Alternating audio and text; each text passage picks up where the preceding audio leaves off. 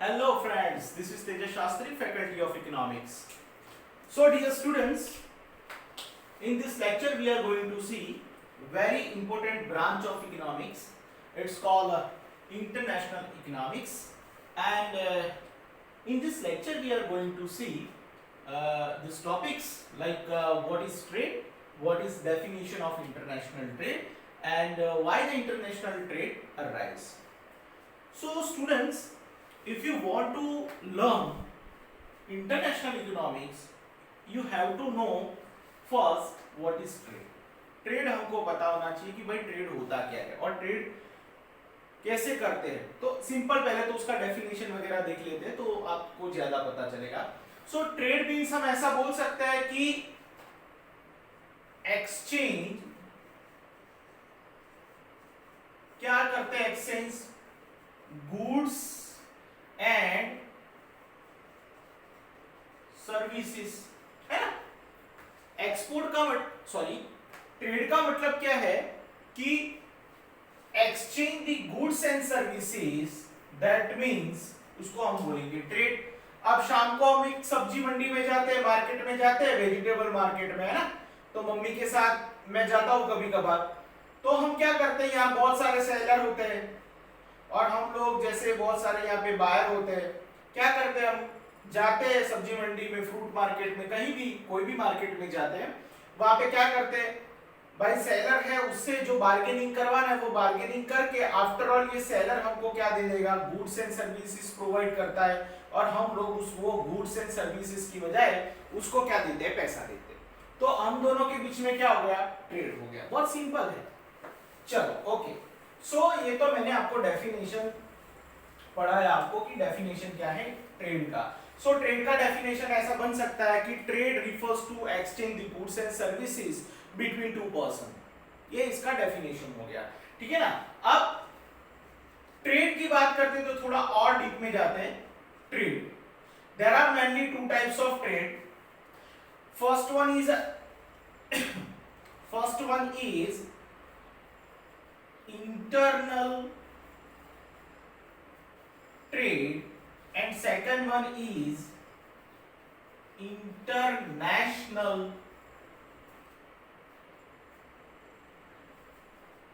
trade. चलो भाई, अब उसके दो टाइप्स भी हम देख लेते हैं. बहुत अच्छी तरह से समझना है ये दो टाइप्स को भी हमको. बट फर्स्ट ट्रेड का डेफिनेशन देखा, then what is the difference between internal trade and international trade. It's also called inter-regional trade. देखो बेटा याद रखना, इंटरनल ट्रेड को हम इंटर रीजनल ट्रेड भी बोल सकते हैं ना, थोड़ा ये भी दिमाग में रख लेना. इंटरनेशनल ट्रेड जिसको हम एक्सटर्नल ट्रेड भी बोल सकते हैं. एक सिंपल लैंग्वेज में समझते हैं इसको, थोड़ा अच्छे से मैं आपको बताना चाहूंगा. चलो पहले इंटरनल समझ लेते हैं, इंटरनल क्या होता है, ठीक है. तो यहाँ पे मैं एक example, let's see example for internal trade. तो इंटरनल ट्रेड के लिए मैंने एक पहले तो लक्ष्मण रेखा या बोल सकते हैं लक्ष्मण जो रेखा होती है ना, जो सीता मैया के लिए बनाया गया था, प्रभु श्री लक्ष्मण ने बनाया था. लक्ष्मण रेखा क्यों बनाया था आप सभी को पता है, ये हमको रामायण नहीं पढ़ना है. मगर यहाँ पे हम जो रेड लाइन कर रहे हैं बेटा, लक्ष्मण रेखा कर रहे हैं, वो हमारी इंडिया की बाउंड्री है या आप बोल सकते हो इंडिया की बॉर्डर है, ठीक है ना. बाउंड्री बॉर्डर है. ओके, यहां पे मैं लिख देता हूं इंडिया, ठीक है. अब you know very well in India how many states बेटा, how many states in India. In India 28 states and 8 territories. Okay, India में कितने स्टेट है, 28 जितने स्टेट है और कितने टेरिटोरीज है, 8 जितने हैं, ठीक है. वो हमारा सब्जेक्ट नहीं है, हमको ज्योग्राफी नहीं पढ़ना है. मगर मैं इसलिए पढ़ा रहा हूं कि जब गुजरात स्टेट यूपी के साथ, यूपी बिहार के साथ, बिहार मध्य प्रदेश के साथ, मध्य प्रदेश महाराष्ट्र के साथ, देखो ये सब जितने भी मैंने आपको बताया वो सब क्या है, इंडिया के डिफरेंट स्टेट्स है. और one state trade with another state, हम समझ समझ लेते यूपी के साथ।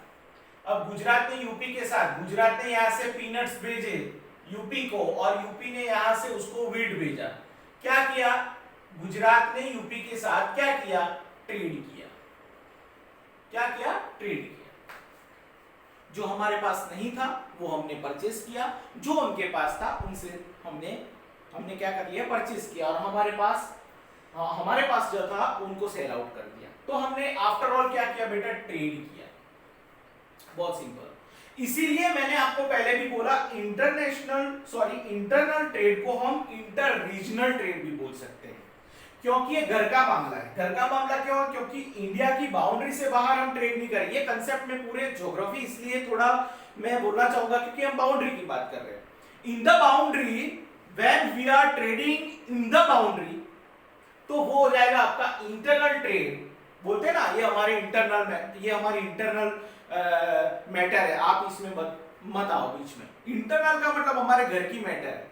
ये भी सेम कुछ ऐसा ही है कि हम इंटरनल का मतलब जब हम ट्रेड करते हैं विद इन अ कंट्री की बॉर्डर में ट्रेड करेंगे, वो राजस्थान से कर सकते हैं, मध्य प्रदेश से, यूपी से करेंगे, इंटर रीजनल ट्रेड बोलेंगे, या उसको बोलेंगे हम इंटरनल ट्रेड।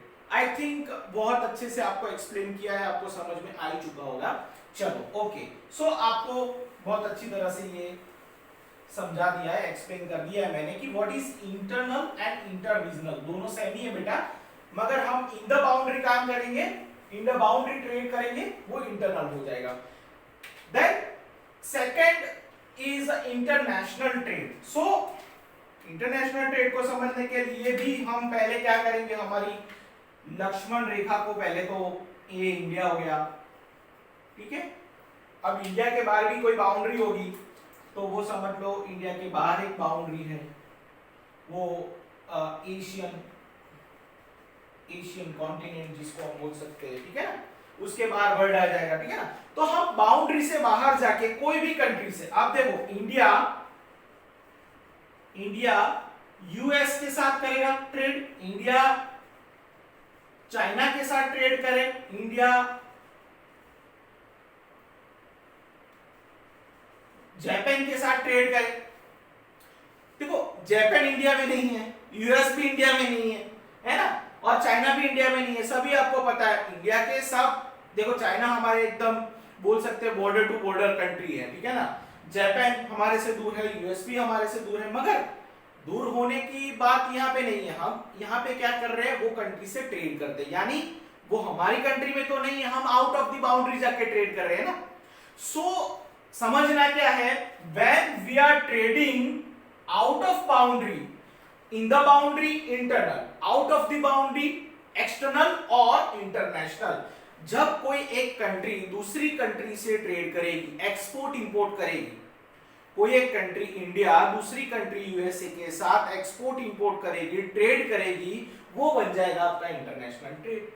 बहुत सिंपल है, out of the boundary international trade, in the boundary internal trade. This is the difference between internal and international trade. Okay बच्चों, आपको बहुत अच्छी तरह से समझ में आ चुका है, ऐसा मैं समझता हूं, और इसके आगे वाले टॉपिक पे हम डिस्कशन करते हैं। सो अभी तक हमने क्या क्या लर्न किया बेटा, we learn what is trade, that means definition of trade. Then एक चीज हमारे यहां से छूट गई है, वो है बार्टर सिस्टम। सो उसको अभी कंटिन्यू कर लेते हैं। बार्टर सिस्टम, देखो barter system is barter system was used in ancient times for exchange the goods and services। Barter system ऐसा सिस्टम था जो यूज होता था कौन से टाइम में, एंशिएंट टाइम्स पे, यानी प्राचीन समय में यूज होता था। किसके लिए यूज होता था, गुड्स एंड सर्विसेज को क्या करते थे, एक्सचेंज करने के लिए। अब सर अभी तो आप बोल रहे हो ट्रेड होता था, अब आप बोल रहे हो बार्टर। बार्टर सिस्टम बेटा कब होता था, एंशिएंट टाइम जब की बात है, जब मनी हुआ ही नहीं था, मनी का इंट्रोडक्शन ही नहीं हुआ था, इंट्रोड्यूसिंग मनी नहीं हुआ था, यानी when the money is not introduced, तब ये एंशिएंट टाइम पे ये बार्टर सिस्टम था। बार्टर सिस्टम का मतलब क्या है, समझ लेते हैं फटाफट, कि भाई एक पर्सन है और इसको हम दे देते हैं नाम अमित, और ये हो गया भाई विनीत, ठीक है ना। दोनों फार्मर है बेटा, दोनों फार्मर है, ठीक है। मगर इसने क्या प्रोड्यूस किया है, अपना जो एरिया है उसके पास जो लैंड है उसमें राइस प्रोड्यूस किया इसने।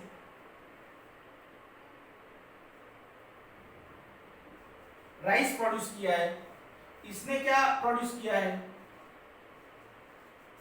व्हीट प्रोड्यूस किया है। अमित ने राइस प्रोड्यूस किया है, विनीत ने व्हीट प्रोड्यूस किया है। अब सभी को पता है हमारे घरों में शाम को हम लोग ज्यादातर राइस भी खाते हैं और साथ साथ में चपाती यानी कि रोटी भी खाते हैं। और राइस आपको पता है व्हीट में से रोटी बनती है, वो आपको पता है, ठीक है ना। किसी भी फैमिली को ये दोनों चीज चाहिए। अब भाई इसने तो ओनली व्हीट का प्रोडक्शन किया है, ओनली इसने राइस का प्रोडक्शन किया है। क्या करना पड़ेगा, एक दूसरे को क्या करना पड़ेगा, पहले मिलके अपना ट्रेड सेट करना पड़ेगा। ये क्या बोलेगा अमित कि भाई मैं आपको 1 kg राइस दूं, आप मुझे 1 kg व्हीट दो। ये एक दूसरे का क्या हो गया भाई, बार्टर हो गया। बार्टर का मतलब गुड्स के बदले गुड्स दिया। कभी कभार क्या होता है, गुड्स के बदले सर्विसेज भी दिया जाता है। अब चलो समझ लेते हैं कोई टेलर है, यहाँ पे एक टेलर ले लेते हैं हम, जो क्या करता है, स्टिचिंग का काम करता है। अब अमित भाई की सिस्टर की शादी है, मैरिज है, अमित भाई को एक शर्ट पैंट सिलाना है, स्टिचिंग करवाना है, ठीक है ना। अब स्टिचिंग करवाना है अमित भाई को, तो वो क्या करेंगे भाई, इसके पास जाएंगे ये सी पर्सन के पास, और अमित भाई जाके बोलेंगे मुझे स्टिचिंग करवाना है, शर्ट और ट्राउजर स्टिचिंग करवाना है। बोले भाई कर दूंगा, कोई दिक्कत नहीं है, मगर आपको मुझे क्या देना पड़ेगा, 10 kg राइस देना पड़ेगा। तब जाके मैं आपका एक शर्ट और एक ट्राउजर दोनों में स्टिच करके आपको दे दूंगा। क्या किया मैंने गुड्स दिए, सामने मैंने सर्विसेज ली, तो ये क्या हो गया, गुड्स के बदले गुड्स के बदले services. It's called barter system. ये मुझे पहले आपको बताना था, मगर कोई बात नहीं, अब आपने समझ लिया है। पॉइंट नंबर 2 हमने समझ लिया है, internal and international trade. In the boundary होगा वो इंटरनल होगा, out of the boundary international trade होगा। बहुत अच्छा, चलो आई थिंक बहुत बेसिक कंसेप्ट था, आपने अच्छी तरह से इसको समझ लिया है। अब बच्चों ये आपके लिए थोड़ा देख लो इसको, what is definition of international trade. आप बच्चों को कभी कभार इसको एग्जाम्स वगैरह में लिखना पड़ता है, तो इसके लिए मैंने इसको मेंशन किया है यहाँ पे। International trade refers to the exchange of goods and services between two countries. जब दो कंट्री के बीच में गुड्स एंड सर्विसेज की आपले होती है, एक्सचेंज होता है गुड्स एंड सर्विसेज दो कंट्री के बीच में। याद रखना, मैंने यहाँ पे याद रखो 2 कंट्रीज लिखा है ना, 2 कंट्रीज मतलब आउट ऑफ द बाउंड्री हो गया। International trade refers to exchange of goods and services between 2 countries. That means ये हो गया international trade का definition. It's a very important topic of this lecture. Why international trade arise? International trade होने की वजह क्या है? कुछ भी होता है ना, उसके कुछ रीजन होते हैं। हम लोग पढ़ क्यों रहे, मैं आपके लेक्चर्स क्यों ले रहा हूं, सबके पीछे कोई ना कोई एक रीजन होता है। वो रीजन क्या है, यहाँ पे हमको ये नहीं सर्च करना है कि वो रीजंस क्या है, हमको ये सर्च करना है why international trade arise. International trade क्यों करना है और इसके पीछे क्या क्या रीजंस है, ये इसके रीजंस है। Why international trade arise, this is the reasons for international trade, या आप उसको बोल सकते हो डिटरमिनेंट्स ऑफ इंटरनेशनल ट्रेड। कहीं कभार बेटा एग्जाम्स में ये जो है वो आता है कि explain the determinants of international trade. आपके एग्जाम में 7 मार्क्स में या 40 मार्क्स का क्वेश्चन आ सकता है, explain the international trade, sorry determinants of international trade. तो ये सब उसके डिटरमिनेंट्स एक एक करके बहुत अच्छे से समझते हैं। फर्स्ट है नेचुरल रिसोर्सेज। अब बेटा बहुत सारी कंट्रीज देखा जाए तो बहुत सारी कंट्रीज में अच्छे नेचुरल रिसोर्सेज है, बहुत सारी कंट्रीज जो नेचुरल रिसोर्सेज उसके पास कैपेसिटी है, यानी कि वहां पे इतने नेचुरल रिसोर्सेज नहीं है। बहुत एक अच्छे एग्जांपल से समझते हैं। अब आप देख सकते हो कि भाई इंडिया की बात करते हैं तो इंडिया में सबसे ज्यादा कॉल ज्यादा है ना। अरबियन कंट्रीज की बात करें तो वहां पे ऑयल ज्यादा है, ये आपको मालूम है कि अरबियन कंट्रीज में कॉल सबसे ज्यादा है, इंडिया में अरबियन कंट्री में ऑयल ज्यादा है, इंडिया में कॉल ज्यादा है। अब अरबियन कंट्री में कॉल नहीं है और इंडिया में ऑयल नहीं है। अब आपको पता है बेटा कि एनी इंडस्ट्रीज एनी ट्रांसपोर्टेशन, कोई भी चीज करनी है हमको ऑयल के बिना नहीं चलेगा, है ना। पेट्रोल डीजल ये सब के बिना कुछ चलने वाला है नहीं सर, कुछ नहीं चलेगा ना। पेट्रोकेमिकल्स सभी चीजें हमको जरूरत पड़ती है। तो अरबियन कंट्रीज के पास इसके बहुत बोलते हैं ना अबेंडेंट रिसोर्सेस, बहुत सारा ऑयल उनके पास है। अब पूरे वर्ल्ड की बात करो ना, सबसे ज्यादा वहां पे ही है ऑयल अरबियन कंट्रीज के पास। तो क्या हुआ, डिस्ट्रीब्यूशन गॉड ने किया होगा वो मुझे मालूम नहीं है, मगर इतना बोल सकता हूं कि गॉड ने हमारे साथ तो नाइंसाफी की है कि इंडिया के पास क्रूड ऑयल नहीं है, जितना होना चाहिए उतना नहीं है, सफिशिएंट नहीं है। तो क्या करना पड़ेगा बेटा, हमको कॉल देना पड़ेगा, क्योंकि हमारे पास कॉल है, और हम क्या करेंगे, ऑयल को परचेस करेंगे। उनको भी कॉल की जरूरत पड़ती है, क्योंकि वहां पे पावर स्टेशन वगैरह चलाने के लिए वो ज्यादातर इस्तेमाल करते हैं। तो वो कॉल वो हमसे परचेस करेंगे, और हम उनसे क्या परचेस करेंगे, ऑयल परचेस कर लेंगे। ऐसे नेचुरल रिसोर्सेज की बात करें तो आप देख सकते हो कि पहले अपने कंट्री की बात करते हैं। चलो पहले अपने कंट्री में देखो आप, तो गुजरात में नेचुरल रिसोर्सेज आपको बहुत कम मिलेंगे। आपको महाराष्ट्र में तो पॉल्यूशन ज्यादा मिलेगा। आप यूपी में चले जाओ, आपको थोड़ा नेचुरल रिसोर्सेज मिलेगा। यूपी में जाओ, सॉरी आप एमपी में जाओ, वो एमपी में जाते हो आपको मिल जाएगा नेचुरल रिसोर्सेज मिल जाएगा, ठीक है ना। मगर आप बोलते हैं ना साउथ इंडिया जाओ तो आपको नेचुरल रिसोर्सेज मिलेगा, बट साउथ इंडिया जाओ आपको नेचुरल रिसोर्सेज मिलेगा। मगर सभी स्टेट में क्या नेचुरल रिसोर्सेज सेम है? नहीं सर, सभी स्टेट में भी नेचुरल रिसोर्सेज सेम नहीं है। किसी स्टेट में ज्यादा नेचुरल रिसोर्सेज है, कई स्टेट में कम नेचुरल रिसोर्सेज है, ठीक है ना। तो ये तो हम अपने स्टेट की बात कर रहे हैं। आउट ऑफ द कंट्री भी ऐसा ही है, बहुत सारे कंट्रीज के पास बहुत अच्छा नेचुरल रिसोर्सेज है। जो हमारे पास नहीं है वो उनके पास है, उनके पास नहीं है वो हमारे पास है। आफ्टर ऑल नेचुरल रिसोर्सेज सबके पास सेम नहीं है, वो हमको समझ में आता है। अब नेचुरल रिसोर्सेज सबके पास सेम नहीं है, जैसे मैंने आपको क्रूड ऑयल का बोला, तो क्रूड ऑयल हमारे पास नहीं है, जितना होना चाहिए उतना नहीं है। क्या करना पड़ेगा, हमको अरबियन कंट्रीज से क्रूड ऑयल परचेस करना पड़ेगा। क्यों करना पड़ा, क्योंकि हमारे पास वो नेचुरल रिसोर्सेज नहीं है। That's why the first reason for the international trade is natural resources. Natural resources sufficient नहीं होने की वजह से हमको इंटरनेशनल ट्रेड करना पड़ता है, नंबर 1। नंबर 2 है टेक्नोलॉजी। बहुत अच्छा टॉपिक है, समझ में आ जाएगा। पॉइंट नंबर 2, डिटरमिनेंट्स नंबर 2 क्या है, टेक्नोलॉजी। अब टेक्नोलॉजी कैसे इंटरनेशनल ट्रेड को बढ़ाता है, या आप बोल सकते हो कि इंटरनेशनल ट्रेड करने के लिए डिटरमिनेंट्स है। क्यों? क्योंकि आपको पता है इंडिया जो है ना बेटा, इंडिया इसकी स्पेशलिटी क्या है, तो इंडिया क्या अच्छा बनाता है, सॉफ्टवेयर अच्छे बनाता है, सॉफ्टवेयर अच्छे बनाता है। वैसे आप चाइना की बात करो, आप बोलो चाइना क्या ज्यादा बनाता है अच्छा, इलेक्ट्रॉनिक्स आइटम, इलेक्ट्रॉनिक्स आइटम अच्छा बनाता है। तो ऐसे यूएस की बात करते हैं, आप जापान की बात कर लो, आप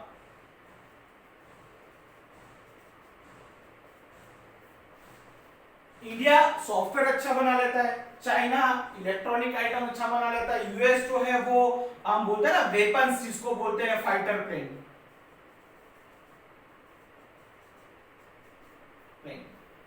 ये अच्छा बना लेता है। तो आफ्टर ऑल देखो इंडिया के पास पावर क्या है, तो सॉफ्टवेयर बनाने का पावर है। चाइना के पास क्या पावर है, तो चाइना के पास इलेक्ट्रॉनिक्स आइटम, एलईडी बल्ब बना लो आप, बहुत सारी, आप सबको पता है इसका तो एक स्लोगन भी मैंने बनाया है, और आपको भी पता होगा, चले तो चांद तक नहीं तो रात तक। चाइना की चीजें ऐसी होती है, तो चल जाए तो चल जाती है, नहीं तो फिर वो तुरंत बिगड़ जाती है। तो चाइना की इलेक्ट्रॉनिक्स आइटम और बहुत जबरदस्त होती है, बहुत इनोवेटिव होती है चाइना की जो इलेक्ट्रॉनिक्स आइटम होती है। तो चाइना में इलेक्ट्रॉनिक्स ज्यादा, गुड्स ज्यादा बनते हैं। और थर्ड नंबर पे यूएस में आप देखो फाइटर प्लेन, गन, ये सब चीजें, यानी कि जो वॉर से बनी चीजें है ना, वॉर से डिपेंडेंट जो चीज है, वो फाइटर प्लेन वगैरह जो भी है, वो सब चीजें यूएस बनाता है, रशिया बनाता है, ऐसे बहुत सारी कंट्री बनाते हैं, ठीक है ना। तो उसका जो सुपर पावर जो है वो यूएस का ये है कि वो फाइटर प्लेन बनाता है, ऐसे बहुत सारी चीजें वो बनाता है। और वो फोर्थ नंबर हो गया जापान। जापान और कुछ नहीं बनाता है, ज्यादातर वो ऑटोमोबाइल्स यानी 2 व्हील्स 4 व्हील्स वगैरह चीजें बनाने का उनके पास अच्छा बिजनेस है, ठीक है ना। तो आफ्टर ऑल आप देखते क्या, इसमें से क्या समझ में आया, हमारी टेक्नोलॉजी की बात हो रही थी, हम कौन से पॉइंट पे बात कर रहे हैं? टेक्नोलॉजी। इंडिया के पास क्या टेक्नोलॉजी? सॉफ्टवेयर बनाने की अच्छी टेक्नोलॉजी है। इंडिया के पास सॉरी चाइना के पास क्या टेक्नोलॉजी है? इलेक्ट्रॉनिक्स गुड्स बनाने की बहुत अच्छी टेक्नोलॉजी है। यूएस के पास किसकी टेक्नोलॉजी ज्यादा? यूएस के पास फाइटर प्लेन बनाने की टेक्नोलॉजी है। जापान के पास कौन सी टेक्नोलॉजी? ऑटोमोबाइल बनाने की टेक्नोलॉजी है। सो आफ्टर ऑल इससे क्या कंक्लूजन निकला कि सभी कंट्री के पास सेम टेक्नोलॉजी नहीं है। आप समझते हो ना? आप हम अब अभी हमने स्टार्ट कर दिया है फाइटर प्लेन बनाने का, मगर आपको पता होगा कि हम इतना अच्छा फाइटर प्लेन नहीं बना सकते, इतनी अच्छी उसमें टेक्नोलॉजी नहीं वो कर सकते, डाल सकते, मगर आप यूएस की कंपैरिजन में हम इंडिया में बनाएंगे तो इतना अच्छा नहीं बनेगा जितना यूएस बनाएगा। हम इलेक्ट्रॉनिक्स आइटम बनाने जाएंगे तो हम बना सकते, कोई दिक्कत नहीं है, इंडिया सब कुछ कर सकता है, मगर चाइना जितना अच्छा और कम दाम में, कॉस्ट कट जो बोलते हैं ना, वो कॉस्ट में हमको नहीं हो सकता है। जापान जितना ऑटोमोबाइल्स हम अच्छा नहीं बना सकते, इतनी अच्छी टेक्नोलॉजी हमारे पास नहीं है। हम अच्छा कर सकते हैं सॉफ्टवेयर में। सो आफ्टर ऑल हमको क्या करना पड़ेगा? ये सॉफ्टवेयर जो है बेटा उसको सेल करना पड़ेगा अनदर कंट्री को। इनसे इलेक्ट्रॉनिक्स परचेस करेंगे, इनसे फाइटर प्लेन परचेस करेंगे, इनसे ऑटोमोबाइल परचेस करेंगे। आफ्टर ऑल हम कर क्या रहे हैं? ट्रेड कर रहे हैं बेटा, ट्रेड। और ट्रेड को ही हम क्या बोलते हैं? कौन सा ट्रेड कर रहे हैं बेटा? इंटरनेशनल ट्रेड कर रहे हैं, क्योंकि आउट ऑफ द बाउंड्री जाके ट्रेड करेंगे। US out of the boundary, China out of the boundary, Japan out of the boundary. तो सिंपल लैंग्वेज में क्या पता चला? टेक्नोलॉजी सब जगह पे सेम नहीं है। कोई बहुत अच्छी टेक्नोलॉजी वाला कंट्री है, कोई बहुत कम टेक्नोलॉजी वाला कंट्री है, तो अप एंड डाउन होने की वजह से यहाँ पे इंटरनेशनल ट्रेड राइज होता है, यानी कि स्टार्ट होता है इंटरनेशनल ट्रेड। इसका सेकेंड जो मेन बोल सकते हैं कि डिटर्मिनेंट्स ये है कि टेक्नोलॉजी अपग्रेडेशन होने की वजह से, अपडेशन होने की वजह से यहाँ पे इंटरनेशनल ट्रेड स्टार्ट होता है। नंबर 3 है कॉस्ट डिफरेंसेस। अब ये सबसे बड़ा और सबसे महत्वपूर्ण, जिसको इंपॉर्टेंट टॉपिक बोल सकते हैं, इंपॉर्टेंट डिटर्मिनेंट्स बोल सकते हैं। क्यों? आप अभी समझ जाओगे।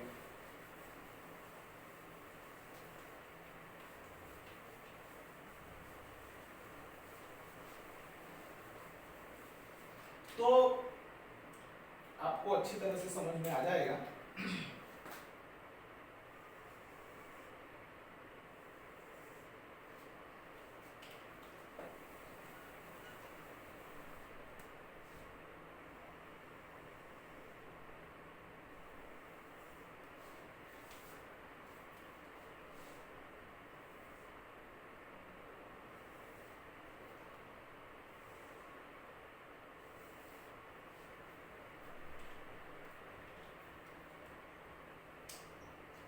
ठीक है, ये आपका क्या हो गया भाई?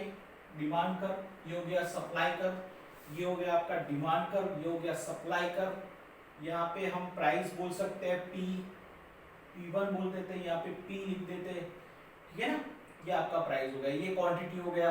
आप सभी को पता है when the demand curve and supply curve intersect to each other it's called equilibrium point and it's called equilibrium price and it's called equilibrium quantity. तो यहाँ पे Q1 कर देता हूं मैं, ठीक है? ओके, आप सभी को पता चल चुका है, ठीक है ना? ये आप यूएस कंट्री है, यूएसए, और ये हमारा इंडिया है, ठीक है? यानी कि ये सप्लाई और डिमांड यूएस का है, ये सप्लाई और डिमांड इंडिया का है। ये प्राइस इंडिया की है, P1 प्राइस यूएसए की है, ठीक है? ओके चलो, और हम एग्जांपल में ले रहे हैं एक आईफोन।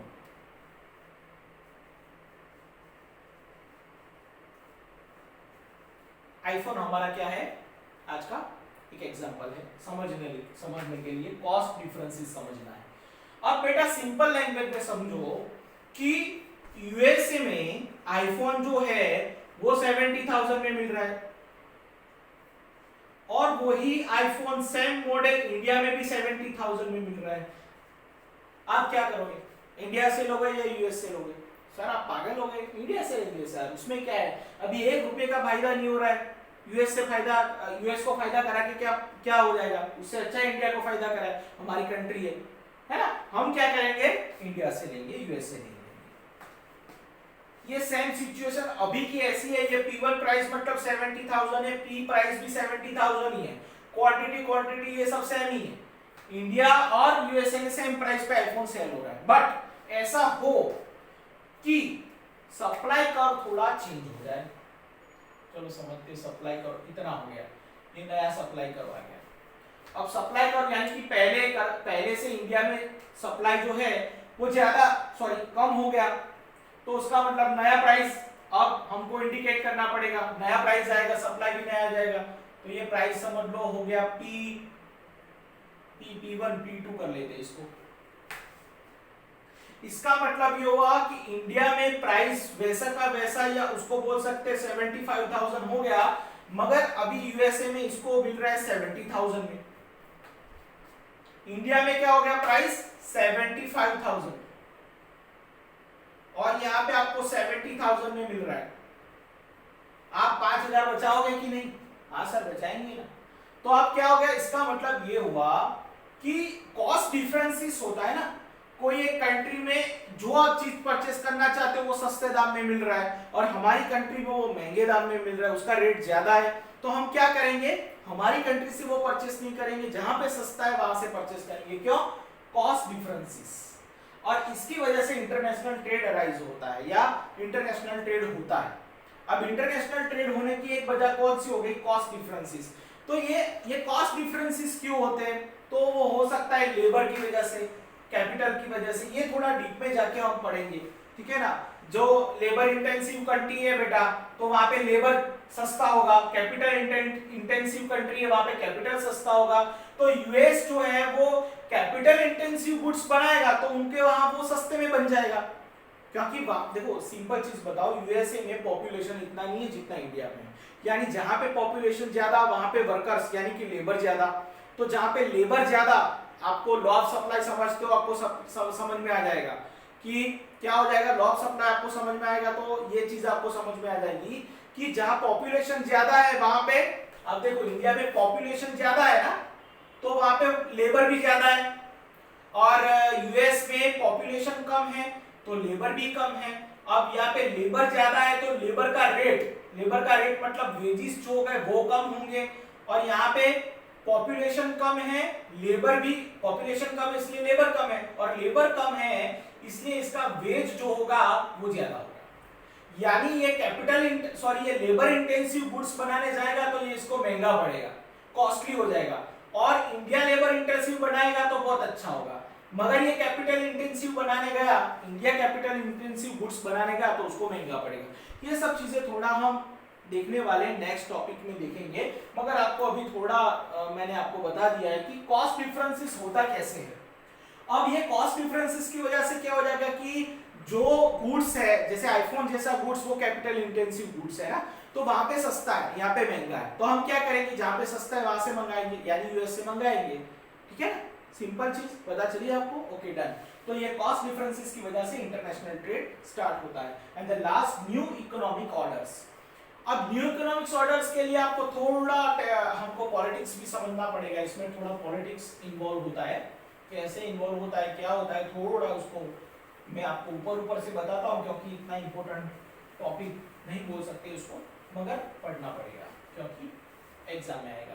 अब न्यू इकोनॉमिक ऑर्डर्स का मतलब क्या है कि इंडिया जो है ना बेटा, वो डब्ल्यूटीओ के साथ उसकी मेंबरशिप है, यानी डब्ल्यूटीओ के साथ उनका, ये डब्ल्यूटीओ क्या है वो कुछ बंदे को नहीं पता होगा तो समझ लो, डब्ल्यूटीओ का मतलब है वर्ल्ड ट्रेड ऑर्गेनाइजेशन। अब ये वर्ल्ड ट्रेड ऑर्गेनाइजेशन के साथ किसका टाइप है? इंडिया का। यानी वर्ल्ड ट्रेड ऑर्गेनाइजेशन ट्रेड करने के लिए पूरे वर्ल्ड के बहुत सारी कंट्रीज है ना, इसके साथ उसकी मेंबरशिप है इनके पास, वर्ल्ड ट्रेड ऑर्गेनाइजेशन, सब साथ में इकट्ठा होकर व्यापार करते हैं, सब साथ में व्यापार करते हैं, ट्रेड करते हैं। तो अब ये जो रूल्स एंड रेगुलेशंस बनाएगा ना, ये जो रूल्स बनाएगा वो इंडिया को फॉलो करना पड़ेगा। अब इन्होंने एक रूल ऐसा बनाया कि सभी जितने भी हमारे मेंबर्स है वो ओपन इकोनॉमी रखेंगे। ओपन इकोनॉमी का मतलब क्या है? कोई बैरियर नहीं होगा, ट्रेड के बीच में कोई बैरियर नहीं होगा, ठीक है ना। तो ये बैरियर का मतलब क्या है? पहले हुआ करता था कि टैक्स लगा दिया जाता था, डायरेक्ट इनडायरेक्ट टैक्स लगा दिए जाते थे, डायरेक्ट टैक्स तो नहीं लगा, इनडायरेक्ट टैक्स लगा दिए जाते थे बहुत सारे, तो उसकी वजह से जो गुड्स थे वो महंगे हो जाते थे। ये सब हम समझने वाले नेक्स्ट लेक्चर्स में। बट इसकी वजह से क्या हो गया कि WTO ने क्या बोल दिया कि भाई सब कोई बैरियर नहीं रखेगा, टैक्स बैरियर्स नहीं होने चाहिए। अब क्या करना है, रूल्स बना दिया इंडिया के अंदर यूएस भी व्यापार कर सकता है, जापान भी कर सकता है, चाइना भी कर सकता है, सब कर सकते हैं क्योंकि इन्होंने रूल्स बना दिया है। तो ये इसकी वजह से इंटरनेशनल ट्रेड होता है, ये फोर्थ उसका रीजन है। इंटरनेशनल ट्रेड क्यों होता है, इसका एक लास्ट रीजन ये भी है कि न्यू इकोनॉमिक ऑर्डर्स, अभी ऐसे रूल्स एंड रेगुलेशंस बन गए और सभी इकोनॉमी जो है वो अभी ओपन इकोनॉमी बन चुकी है, इसलिए ये न्यू इकोनॉमिक ऑर्डर जो है वो करना पड़ता है, ठीक है ना। तो आई थिंक मुझे बेटा लगता है कि आपको ये इंट्रोडक्टरी लेक्चर था हमारा, इंटरनेशनल इकोनॉमिक्स जो है उसका ये इंट्रोडक्टरी लेक्चर था। आपको मुझे लगता है ये सब चीजें समझ में आ चुकी है। What is trade, barter system क्या था, internal and international trade, what is the difference between internal and international trade, what is the definition of international trade, why the international trade arise, उसके determinants है, ठीक है ना। ये सब चीजें आपको अच्छे से समझ में आ गई, ऐसा मैं समझता हूँ। मिलते हैं नेक्स्ट लेक्चर में बेटा।